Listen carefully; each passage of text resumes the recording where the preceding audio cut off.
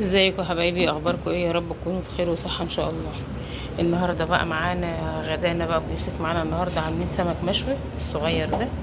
ما رضيتش بصور يعني تنظيفه بقى والفرن وكده، انتوا عارفين يعني. حبيت اصور لكم ايه يعني الشكل النهائي في الاخر كده. اهو شويته بقى ومنضفه قلبه زي ما انتوا عارفين. شايفين قلبه زي الفل ازاي اهو. البطروخ بقى اللي بيبقى فيه بسيبه فيه. عايزه اوريكم كده واحده ببطروخه بس مش عارفه هلاقيه ولا لا. اهو والله. اي لقيت واحده ببطروخ. هاكله بقى اهو. وعملت بقى رز صياديه. اكلت البطروخ وعملت بقى رز الصياديه اهو. اللي فيه ده فلفل احمر أهو. اللي هو ده الفلفل الاحمر اللي هو ده اهو. كان عندي بقى سمكتين طبعا كبار كده، قالتهم طبعا عشان يوسف دي بذرة الليمون. عشان انتوا عارفين طبعا هو مدوخني في الدنيا يعني بسبب اكله ده، ما بياكلش السمك المشوي، بياكل المقلي بس.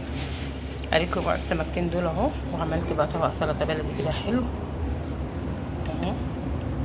حاجه كده ما شاء الله والله العظيم. بصوا ولا تقولي لي بقى شويه بره ولا شويه حاجه. يوسف عمال يقول لي يلا يا ماما، جعان بقى، كان بيلعب كوره وجاي. وحاجتين بقى ليمون مخلل كده، وكان الله بالسر عليهم والحمد لله واكله بقى ويوم يعدي اهو. وكنت جايبه بقى بطاطا شويتها برضو ايه في رد الفرن كده اهو. شايفين العسل بتاعها عامل ازاي؟ شايفين بتخر عسل اهي.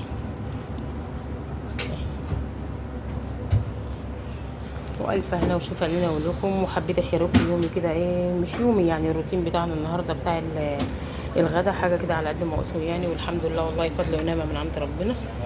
السمك ده 30 جنيه، دول 2 كيلو ونص. والسمكتين المقليين دول كانوا عندي يعني مش مقليين، هو كانوا ايه في الفريزر يعني اه. الف هنا وشفا ان انا اقول لكم. ما تنسوش بقى تدعموا ام يوسف، لايك وشير للفيديو عشان يوصل لك كل جديد. وحبايبي اللي شرفوني جديد اهلا وسهلا بيكم، نورتوني وشرفتوني وكترتوني، وربنا يصلح حالنا وحالكم باذن الله. مع الف سلامه.